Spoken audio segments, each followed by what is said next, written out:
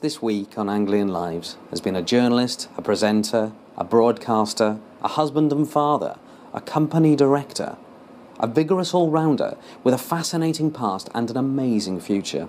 Gregarious, popular, a famular man, yet never happier than when relaxing in his own 5-bedroomed, self-built house with 3 acres of land and access to a private stream. But who the hell is this mysterious enigma? This mysterious enigma is Alan Partridge. Excellent. My guest this week on Anglian Lives. Yeah. This is Norfolk Nights with Alan Partridge. Alan Gordon Partridge is the best and best-loved radio presenter in the region.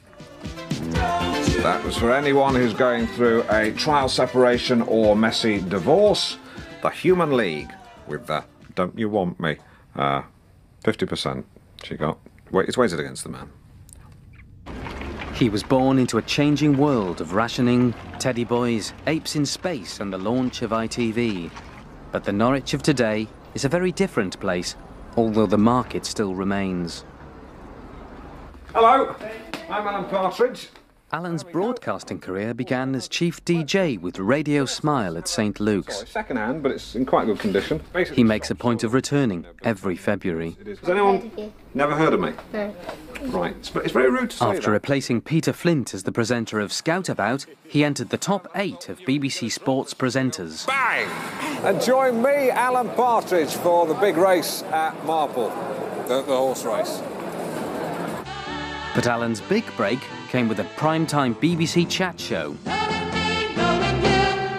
Aha! Sadly, Knowing Me, Knowing You battled against poor scheduling, having been put up against News at 10, then in its heyday. Due to declining ratings, a single catastrophic hitch, and the dumbing down of network TV, Alan's show was cancelled. Not to be dissuaded, he embraced this opportunity to wind up his production company, leave London and fulfil a lifelong ambition. He returned to his roots in local radio. Call of the night. OK, the lines are buzzing for tonight's hot topic. Who is your favourite rough-voiced singer? Rod Stewart and Chris Rea, big votes for them, but they've been massacred by a late surge from rasping taffy Bonnie Tyler. Wonder how many she smokes. Roots that first sprouted in a field in East Anglia. That's my watch. Well, just lost my blowing watch. Ha!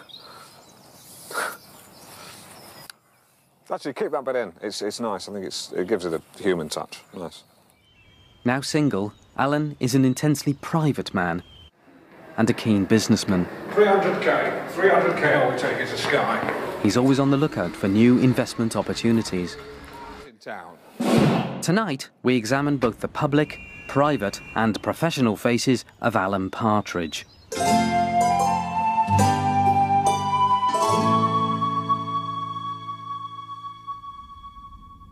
Chapter 1. Beginnings.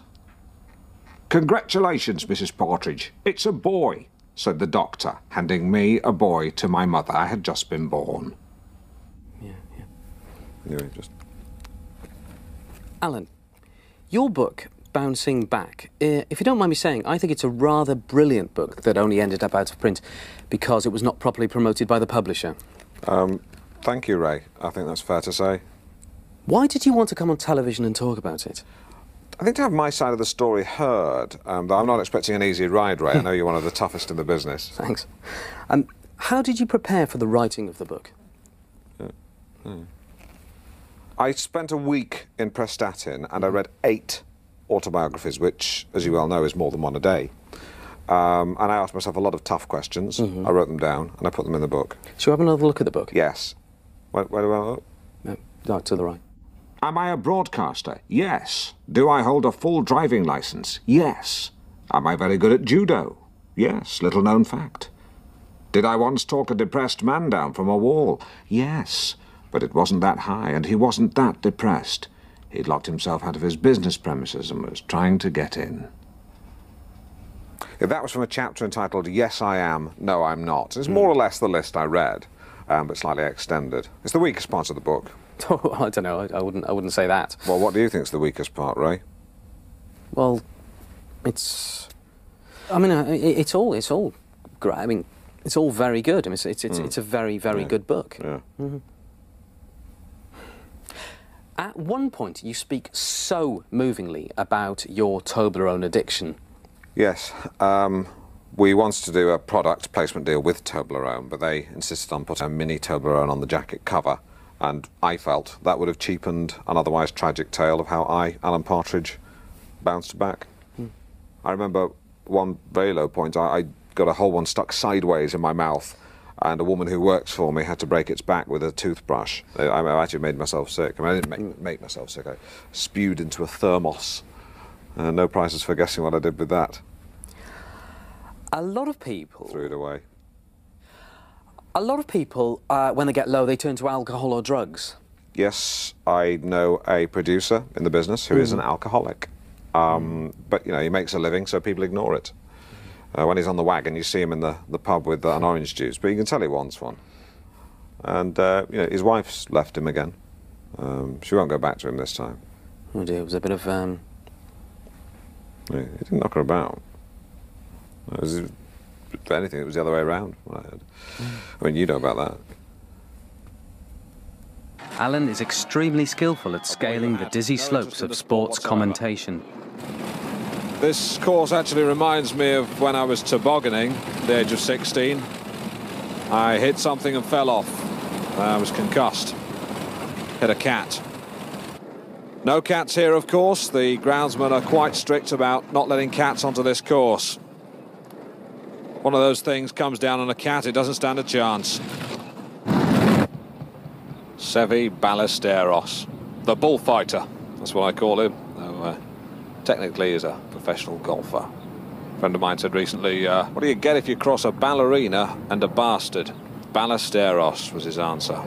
I guess if you analyse it, that Sevi combines the qualities of both those animals. He has the lithe sophistication and nimbleness of a ballerina, combined with the hard-nosed, ruthless thuggery of a bastard. You had a fantastic career on national television, and yet you walked away. That's the truth. I know. Yeah, whatever anyone else says. I didn't like myself back then. I was seriously frigged up. But I'm much happier now. In fact, every morning now, I get up in the morning, look at myself in the mirror and say, I'm Alan Partridge, and I like you. No, not every morning. This morning I was in a rush, got up, went, hi, gotta go, you know. But back then I was a monster. I mean, I've never got drunk on power, but on occasions I have been a little tipsy. These days I just stick to a half, maybe two at the most. If I'm driving, I'll just have a half.